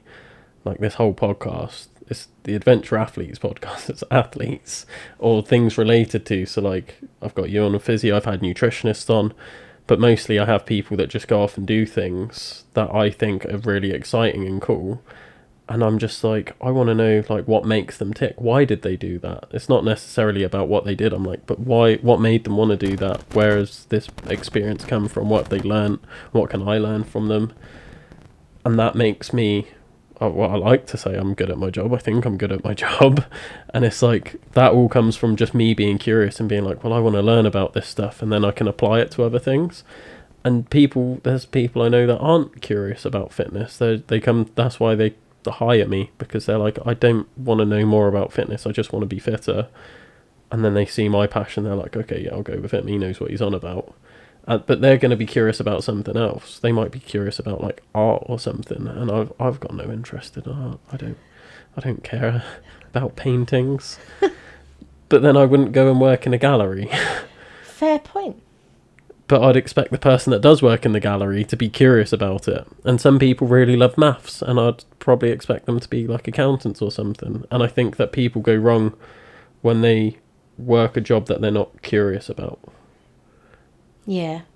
Whereas everyone should just figure out what they're curious about. The people that are like, oh, I don't know what to do as a job. Like, what do I want to do when I'm older? And I'm like, well, what are you curious about? What do you want to know more about? Go do that. Yeah. I feel like they ask that question of people when they're too young as well. Because how do you know what you want to do when you're in the middle of school? I don't know what I want to do. I'm figuring it out. That's fine. This is what I tell everyone as well, because I've gone through a lot of jobs. I never expected to be a gymnastics coach. I was a multi-site operations manager in a gym, and I just quit. I was like, I can't stand this. It's mostly like health and safety and office stuff. And I was like, that's not why I got into working in a gym. And I was like, no, I'm done. And I was between jobs, and then I got offered a job at a gymnastics club because my mate worked there. And then I started doing that, and I was like, I'll do this as like an in-between. Like, I don't want to work with kids. Like, I can't think of anything worse. And then I did it for like 10 years. And I absolutely loved it. And I became really curious about it, and I was like, oh, so like, how does this skill work, and how do you coach this, and what's the difference between me being able to coach this skill and like not being able to coach this skill to this kid? And I was just curious about it. Yeah. And I think that's why I progressed so quickly at that job, because I was just constantly like asking questions. That need to know more about it, that thirst for knowledge. Yeah. Apparently I'm a bit weird because I did decide to be a physio when I was 13, and then everything then was like, I am going to be a physio. Apparently that's quite unusual to decide that early, because I know a lot of people still didn't know, even as we were leaving school, even doing A-levels. And even like now, you still don't know. So, yeah, I don't know why. I mean, I love it, and I wouldn't change it for the world. I'm really glad that I'm a physio, and I am really, really lucky that I love my job. Yeah. And there are people out there like that, and fair play, because it took me a while to figure out, like, even, like I said, I wasn't into fitness growing up. That was my brother. And, like, if I went back to school and, like, told my teachers what I'm doing now, they'd be like, that's not Will. That wasn't like, him. No, not Will. And then I'm just like, oh, yeah, I've run 6 ultras in 6 days. They're like, you used to, like, try and skip cross-country. Like, oh, never. yeah. I couldn't think of anything worse. I loved cross-country. I skipped everything if I could. I hated sports. Hated fitness, yeah. Wasn't me. No, I loved it. I drank it all in. I was really annoying. I wanted to do all the sports. Yeah. I found my natural sport in running, because actually I was probably too short for netball. I loved hockey, but I wasn't particularly skillful, and they always just put me out on the wing, like out the way. Yeah, just let her run up and down the side there. Just, we'll do all the really technical, tactical stuff in here. Yeah. She can just get the long balls, let her chase things down. Rugby, I think I tried, and I didn't like it. No, running in a straight line, or in slightly, well, in a circle. Running in a circle, but kind of, yeah. There's not a lot of, I didn't need to catch a ball, didn't need to kick a ball, didn't need to jump. I mean, I'm 5 foot, so there was never going to be any jumping ability, and I couldn't throw. So there was no throws or cricket or anything like that for me. So yeah, it was just running. Running. Nothing wrong with running. Exactly, it's fine. When I did start getting into fitness, the first thing I did was running, because I was like, kind of wanted to be in the military. Mm-hmm. So I was like, oh, I'm going to start running. Like, they always run in the military. And yeah, I always tell this story. The first run I went for, I was just doing laps of the block. And when I got older, I figured out, like, I remembered how many laps I did, and I went on Strava and plotted the route I did.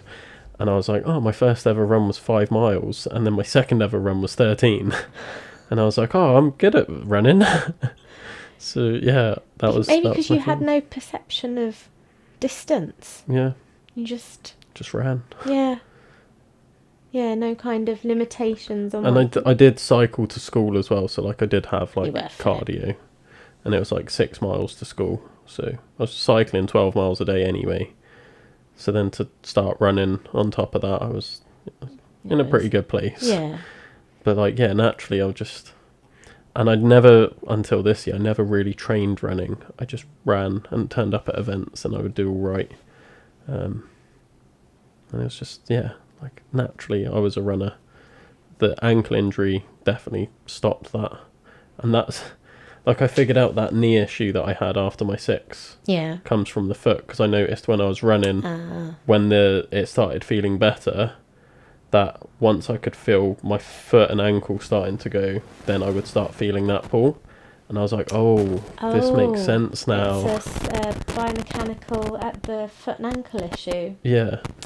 So then I was like, okay, like, so if I didn't have that, I wouldn't have had this injury doing the 6. And then I was like, I didn't really have any other injuries. No, you didn't. So then I was like, oh, like, I could have been all right, but this is still holding me back. But it just takes a bit more of an extreme effort for me to get there. Like, usually it'd be like, oh, if you've you know, after you're injured and you're coming back, you're like, oh, I've run 5 miles and then I start getting that issue, like that fatigue, the local fatigue. And it's like, oh, I just did 230 miles. Like, it just takes a lot longer for that to impact me. But that just happens to be the stuff that I like doing.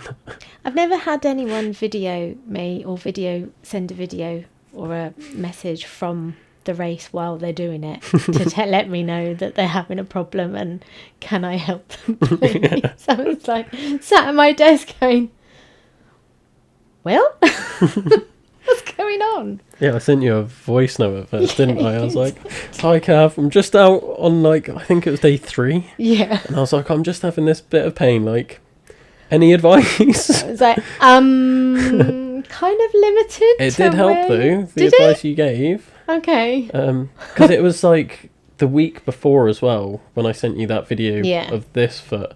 And I was, because we'd spoke about the pain and everything that I got, but I found it hard to pinpoint and describe because I wasn't having it at the time that you came.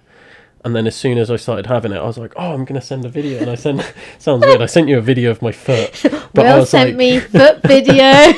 But I was like, oh, so like this is where I'm getting the pain and like this is the movements that cause it. And I like showed you. And then you was like, oh, like, I'm not sure, but if you try taping it this way rather than a support. And I taped it and like instantly I was like, I can walk. And I was just like, that's when I was sold. And I was like, no, she's good at what she does. Like, buy a video. Like a 30-second video of me just being like, this is what hurts. And then you was just like, if you just tape it like this. And then I did, and I was like, it's better. Like, obviously it doesn't fix it, but no. I was like, because I was really struggling to walk when I sent you that video. And then I taped it and I was like, I can walk, I can feel it, but I can walk. Like, there was a really big noticeable difference. Good. And then I taped it like that pretty much every day for my 6 just to ease it. And I was like, that's helped. And then when I was doing, like, sending you voice notes, I did what you said. And again, I was like, oh, no, this is helping. Like, it's not fixing it.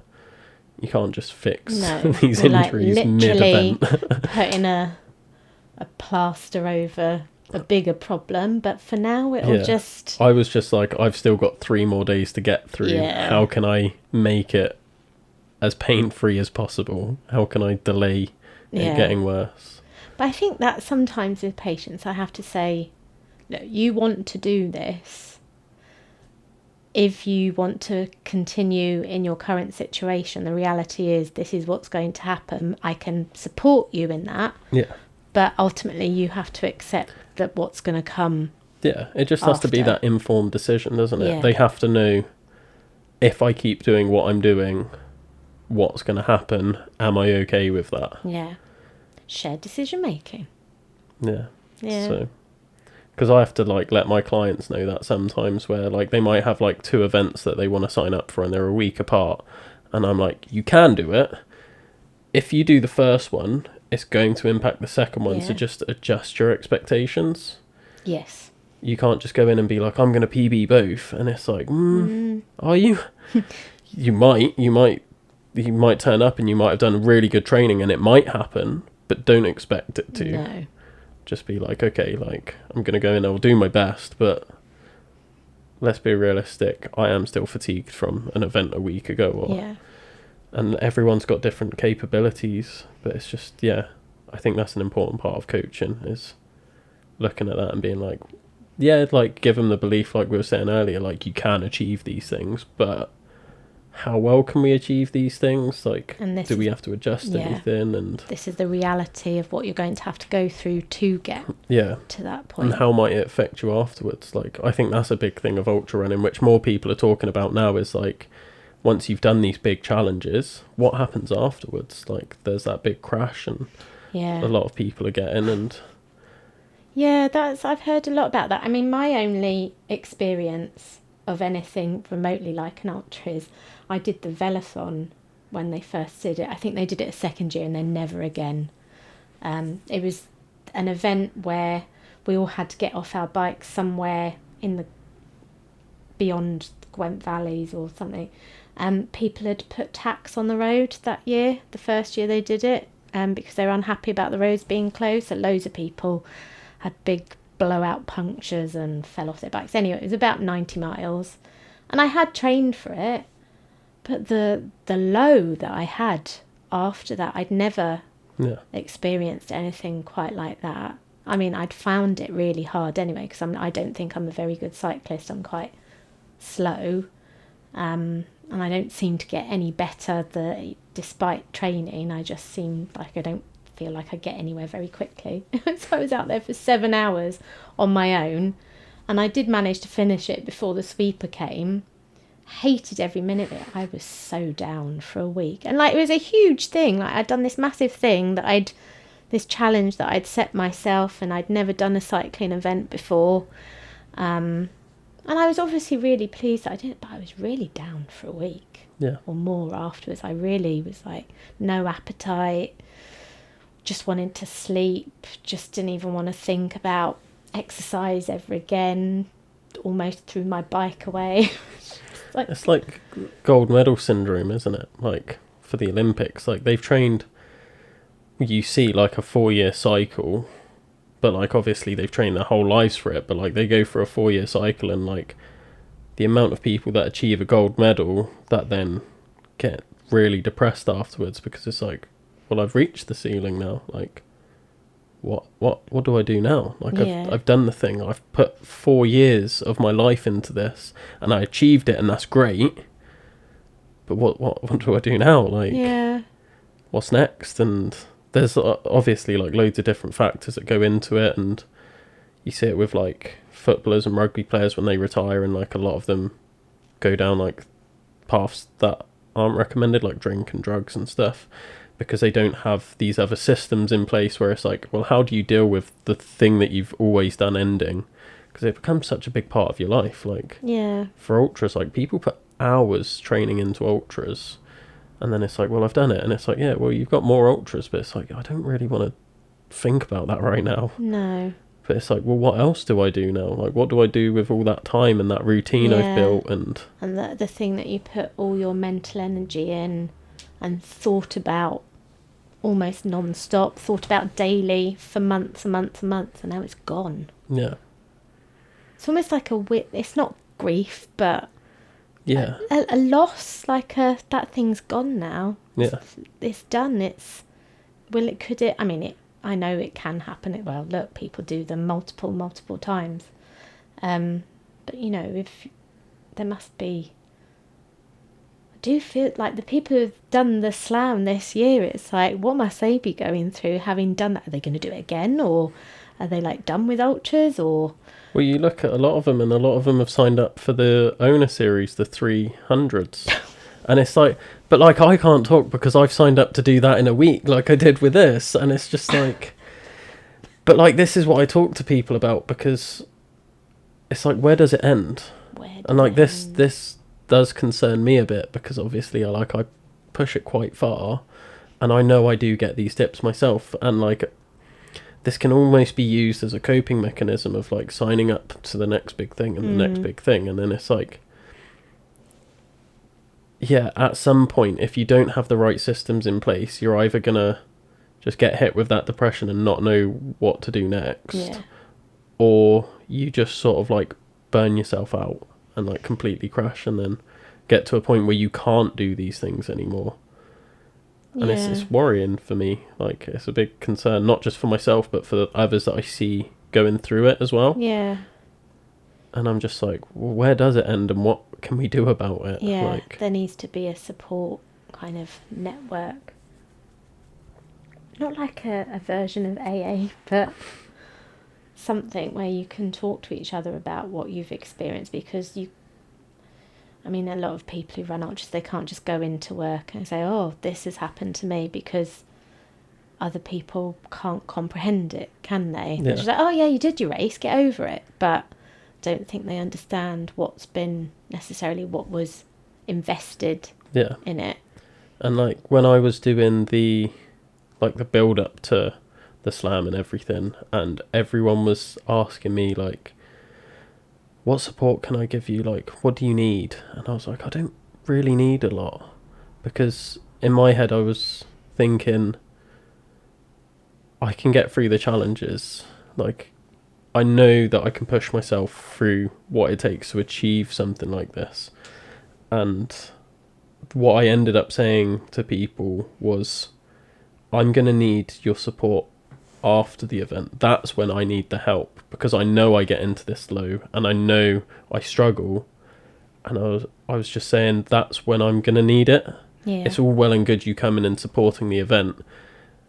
And a big part of it is probably community as well, because I had a massive community around me and people coming and running with me or being there at the finish, and it was amazing. And then when that's done and you've done the last day, and then it all just goes away, like everyone's there cheering, and then they all go home, and then you go home, and I live on my own. I come here and then I'd sit here and I'd be like, what do I do now? Where's everyone gone? And you almost needed like a debrief week where you went and spoke to. But I was very lucky because I knew that I was going to need that, so I did let people know before. Okay. And not everyone's got the capacity, like, in their life to deal with that themselves. They've got kids, they've got a job, they've got their own things going on. Or they might not have the emotional capacity to deal with me where I'm down and just needing someone here. But I did have people that were here. Yeah. I had people come and visit constantly and just make sure I'm all right. And I needed that. But they know I needed that. Whereas a lot of people don't know they need that afterwards.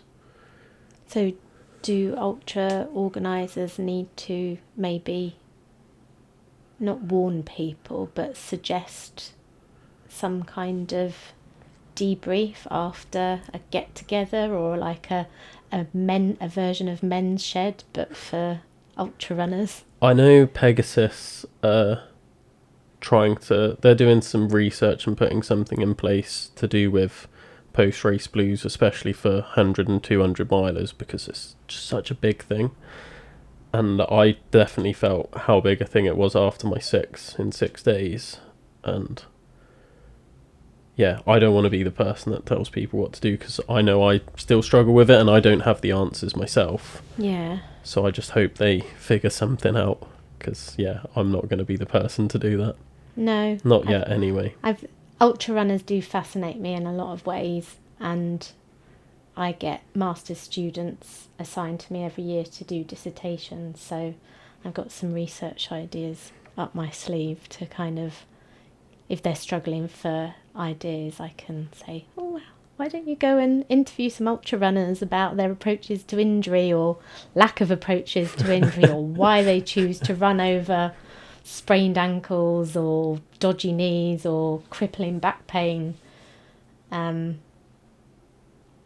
Yeah, I think it would be, because then those findings can then inform like approaches, interventions, or I think it's needed for the race organisers, because I don't think people are going to sign up to ultras and think, oh, what research has been done into what happens afterwards. But for the race organisers to be informed, like, I love that Pegasus are doing it, and I hope that filters down into other companies. But there's just not a lot of people out there doing things like that.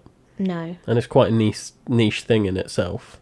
I sometimes forget that because I'm so involved in it, and I'm like, all my friends run ultras. Yeah. So it's like everyone runs ultras, and then I talk to people that don't, and I'm like, what do you mean you've never run a marathon or a half marathon? You've never run 10k? Like, what's going on? That's normal. Why aren't you doing this? And then it's like, no, it's normal for you. Technically, you have run a half marathon. You run a half marathon multiple times every time you do one. Yeah, but like for most people, they haven't. No. And I'm just like, how have you not run that far? Do you not run? They're like, no, I've never done a 5k. I'm like, what? Surely everyone's done a 5k, and yeah, most people haven't. It's not that common. They haven't. But you forget that because it's the world that you're in. Because when you're at school and you're made to do stuff like that, it's not fun. Yeah. It's rubbish when you're at school. You're not taught to be physically active. You're taught to do stuff that you don't want to do. So like, it's fine if you're into football or rugby or hockey or netball, and that's just like the PE teacher brings out the footballs and the kids who are into that go off and do it, and they're really competitive. But then there's kids there that don't want to do that, and they get forced to do something they really hate, end up hating what they perceive to be a form of physical activity, and they associate physical activity with all really negative feelings. Whereas I think there should be, I mean, there's just not the structure in it, is there, in schools to do it, or the curriculum for it. But I'm like, why don't they take kids in the gym and show them how to safely use weights and use the cardio? Why don't we say, yeah, we're going to run, but it's not going to be competitive. We're just going to run chatty pace. And if you've got your earpods with you, you can listen to music while you run, or if you want to chat to a mate while you run, or chat to the teacher about stuff that's going on in school, or let's do some yoga, or do some stretches, or these guys want to go and do a dance club. Like, there's no joy in movement in PE in school. Yeah. So yeah, another, if I was PM, I would completely change the PE curriculum to teach people how to be physically active and incorporate it into their daily life, rather than being told, oh, you're going to play football in the rain and have a punch up and then go in and get detention and it's all awful. Whereas, like, we need to teach young people to learn to be physically active so that they sustain those habits as they get older, but we don't have that at the moment. I remember seeing, I can never remember the name of the documentary or the name of the school, but JFK did it in America, where he had this one school and he made everyone there super physically active.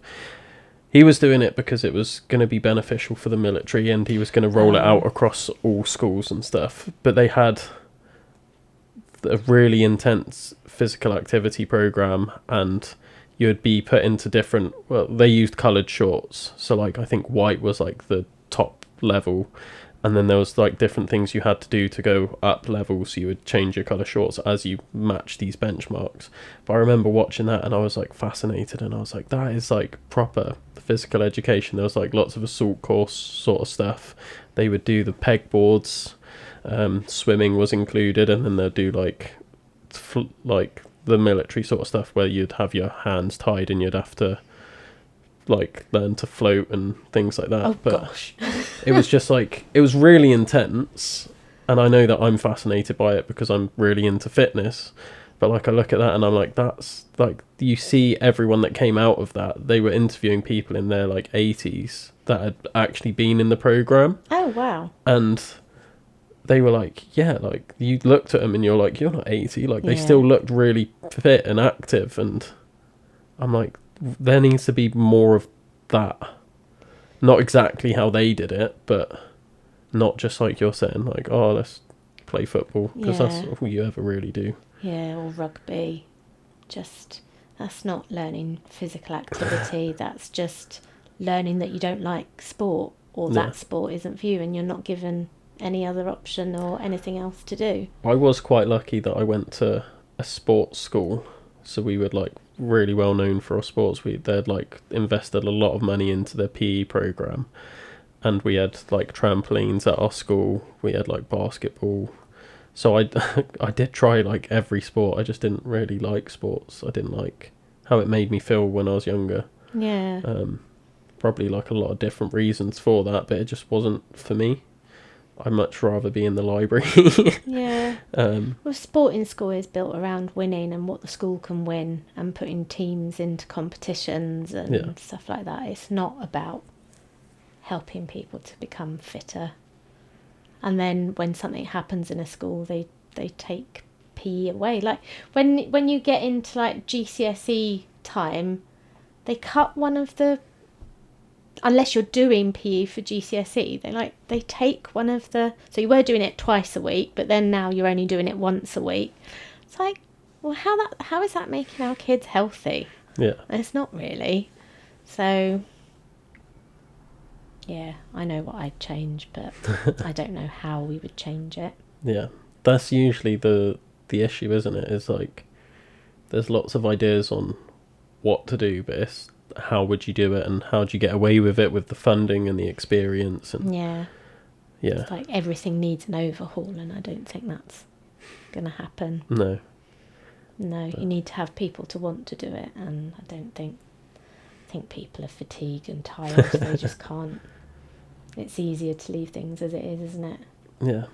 which is why people don't become physically active, because it's easier to just stay as you are rather than do something that makes you feel a bit out of breath, or like your heart is... Like some people, when they start getting physically active, I remember this, doing Couch to 5K with some people years and years ago, they got really scared that they thought something was wrong with their heart. I was like, that's what your heart's meant to do. It's meant to go faster when you're doing something, and they'd never felt that before. Yeah. Or the sensation of being out of breath.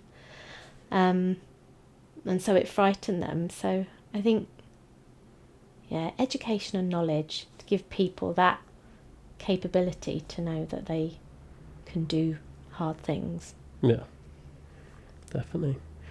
I would like to know more about your research that you're doing for that app. Oh, right. Yeah. Yeah. I've tried not, because I've been wanting to ask you off the podcast anyway, but then knew that we was doing a podcast, so then I was like, I'll just save it for the podcast. Yeah. Well, when I started the PhD, we thought we were going to embed injury prevention sessions, like S&C sessions, within running clubs. And we realised really quickly that wasn't feasible, that it wasn't very unique from a PhD point of view, not practical. So we went down the route of complex interventions, which is a healthcare framework anyway, where you decide you want to look at developing an intervention, in this case injury prevention and self-management for runners. But what you need to do is find out what already exists, then do some kind of original research to get the data, and then present your findings in like another framework to say this is what we should do going forward. Other people do just go, oh, I'm going to make an app, and they just go and do it. But the problem with those is they're not based in any evidence, and not the best the best science that we've got. So by the nature of my PhD, I wanted to do something that was based on what runners want, which was one of the main things for me, actually asking runners, what do you need from an intervention? If something was created, what would it look like? Would you use it? Do you think it's a good idea, essentially? Then ask clinicians, PTs, S&C coaches, their thoughts on the app. Very different opinions between what the runners wanted and what the clinicians wanted. The runners wanted something that could diagnose you, give you exactly the right exercises, tell you when to run, tell you when not to run. It wanted it to be very instructional. The clinicians were like, oh, you can't diagnose people. What if the app gets it wrong? Because we were very quickly thinking along an app line, because that's what runners wanted. Spoke to some running leaders about it, and they said, yep, that would be a really nice idea, because then if runners came to us at running club, we go, well, we're not qualified, obviously go see GP or physio, but in the meantime, here's this app that you can look at. So reported the findings, published something from it. I feel like, well, we've still got some work to do. I've got this framework now, all this information. Trying to find funding for it in the School of Healthcare, and I just wasn't finding any grant calls that fitted. So I was just I've had rejections left, right and centre, because healthcare research isn't really interested in running. I try and sell it as a healthcare issue whenever I write a grant application. Because people use running to help manage their health and well-being, whether that's physical or mental. People have had good results using running to manage their diabetes, to manage their cardiovascular disease, and there's evidence to say that moderate amounts of running can help to reduce mortality from diabetes, cardiovascular disease, and some kinds of cancer. and they think overall running has the potential to reduce mortality from all of those things by about 30%, which is massive. So I'm like, we need to get, it's really good that people are running, but the problem is when people get injured, they lose all those benefits. So the weight creeps up, the diabetes potentially becomes less manageable. People might turn back to smoking if they've given up running. Their mental well-being starts to suffer. So I'm like, running's a healthcare issue. We need to, if these people want to run, but healthcare funds, they're not really interested. They're like, oh God, here she comes with her running.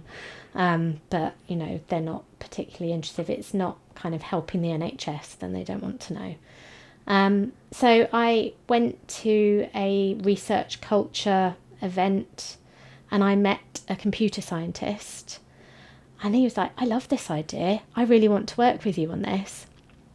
So we've been doing some work over the summer. We got some academics together, mainly computer scientists. I've discovered that in terms of the fittest school within the university, that's computer science, because they actually have a running club.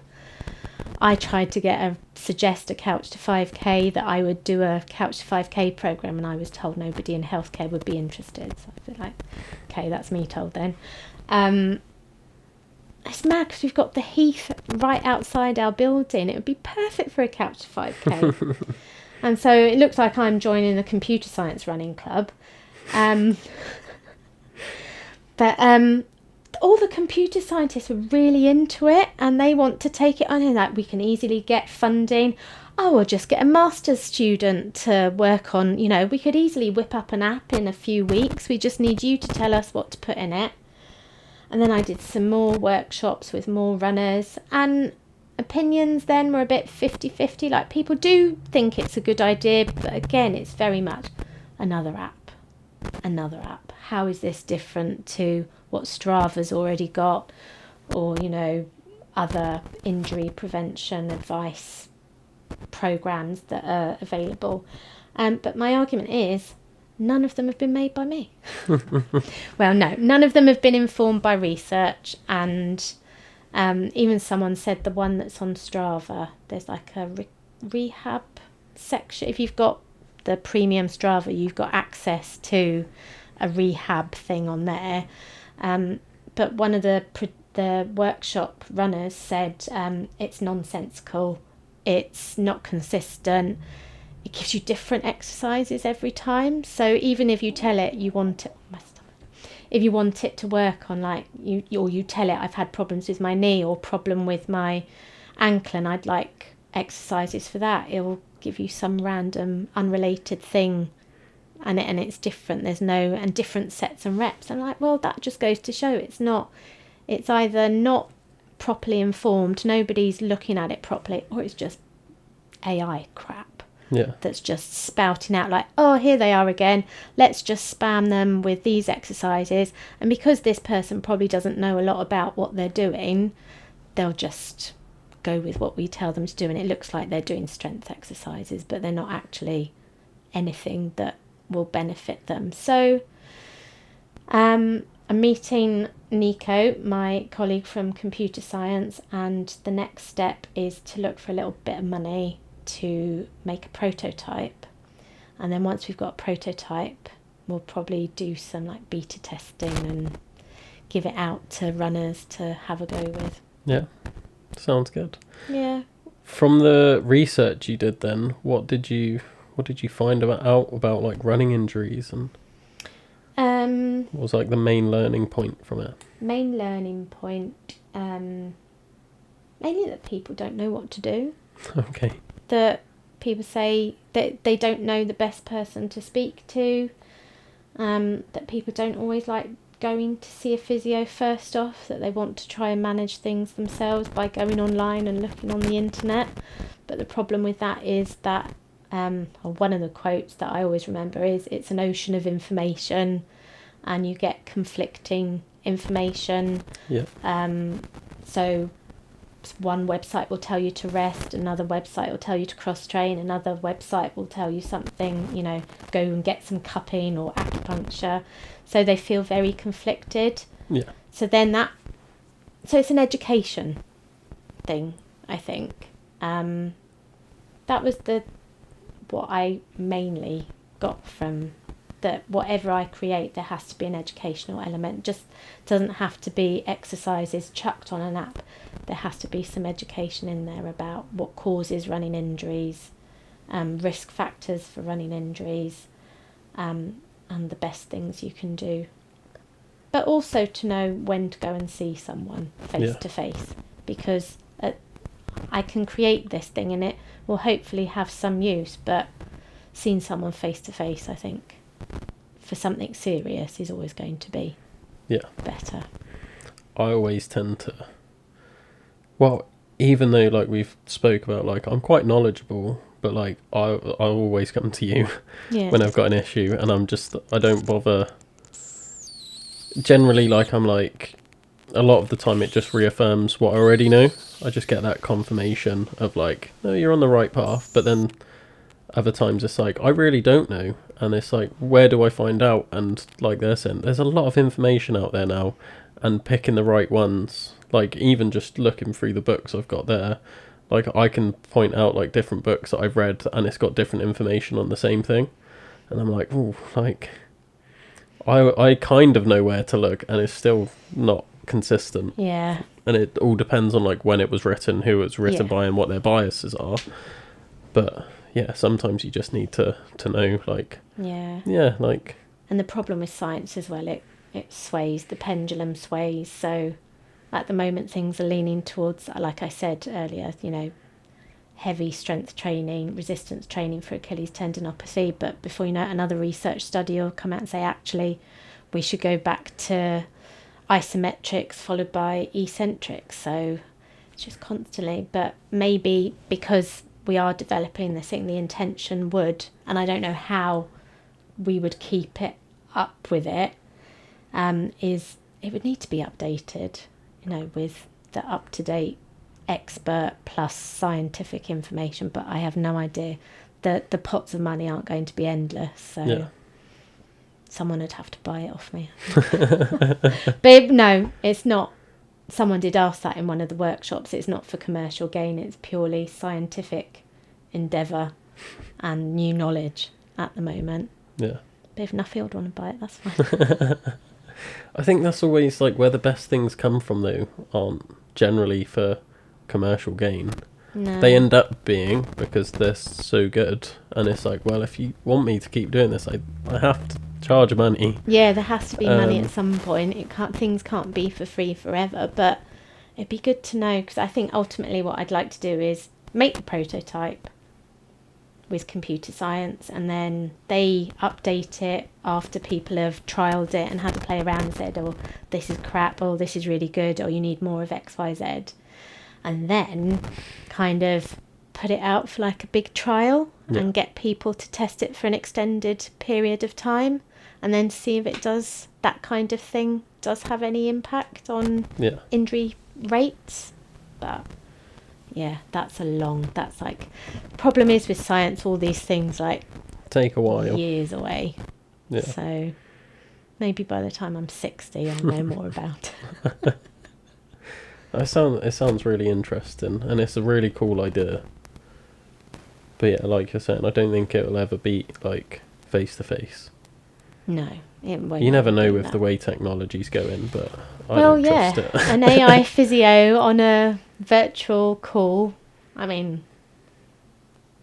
no, it's, do you know what, they've tried things like that at the uni about so ChatGPT or Elicit or Copilot, can you talk to me like, or give some responses like you've got an osteoarthritic knee? And so they get students to ask it questions, which is worrying, and then eventually it gets really confused and starts to think it's the physio, and everything goes a bit skew-whiff. So no, unfortunately there are things that AI potentially would take away from healthcare, but I don't think I don't think you can ever truly replace a person Yeah. as a healthcare professional. I would hope, anyway. Again, come back to me when I'm 60 and see what's happened. I think there was someone that I was talking to. I can't remember who I was or what conversation this was, but it was all to do with AIs replacing GPs. Apparently, like, that's something that they're trialing and they're going to try and make happen, where it's like, because they're like, oh yeah, like, GPs have just got like loads of general knowledge, but like you're saying, you get 7 minutes with them, and it's like, an AI could do that, and they're like trying to just be like, build an AI to replace GPs. No, I don't think that would ever. I mean, I know GPs have it really tough, and they're limited, but their skill set that they have and the extent of knowledge, it's not just about what they know about medical conditions, but if you have a really good GP, they can work out some really, they work out who you need to be referred to, they can work out your medication, and there's that human element to it. I mean, I know there's different personalities and sometimes people feel they can get dismissed, but no. I think I'd feel even more dismissed if it was a AI person talking to me, because you don't care how I really feel. Yeah. There's part of me that's like super optimistic about AI, and I'm like, it's going to take away like a lot of jobs, but because of that, it frees people up to do more of the things that they want to do, and like makes funding more available, because if you're taking away the need for someone to do that and replacing it with AI, then it's like you freed up the budget to pay other people to do like bigger and better jobs and things like that, and makes more money available to more people. And I'm like, that's like the optimist side of me. But then when I was like talking to them about that, I was like, in an ideal world, if AI does get that good that it could be a GP, and it's like, right, this is the issue, like, refer you to that person, and like, if you need like a medication, still go and get it signed off by a person and things like that. And then I'm like, that could free up a lot of the NHS funding to then go into more physios and all these other jobs and things that they need. But then realistically, if they did do that and it did free up the funding, they're probably just going to make cuts to the funding and be like, well, now we don't have to put as much money into the NHS. And I don't think AI could do differential diagnosis. I don't think it would have the skill to know that no, this isn't just a back pain, this is actually potentially a aortic aneurysm waiting to blow, or no, this isn't just thoracic back pain, this person has got another form of metastatic cancer, or this isn't just spinal pain, this is an infection. So I don't think AI would get to that. Yeah. No, I'd have to go. No worries, that's fine. We have been talking a while. I know. Thank you for coming on, though. Thanks again for listening to another episode of the Adventure Athletes podcast. There was a very abrupt ending because we just spoke for too long and Kath had to go. So, yeah, very abrupt ending, which I apologise for. But I hope you've enjoyed listening to this episode. As I always say, the further we can get this podcast to spread, the more I can keep this podcast going. So whether that's you guys suggesting new guests in loads of different domains, whether that's you guys liking, sharing, following, reviewing the podcast, and just getting the ratings up, the more episodes I can put out. I really want to go back to releasing 2 episodes a week, but I'm just not at the point where I can sustainably do that right now. But the more we share it, the more I'll be able to do things like that. Until next time, guys.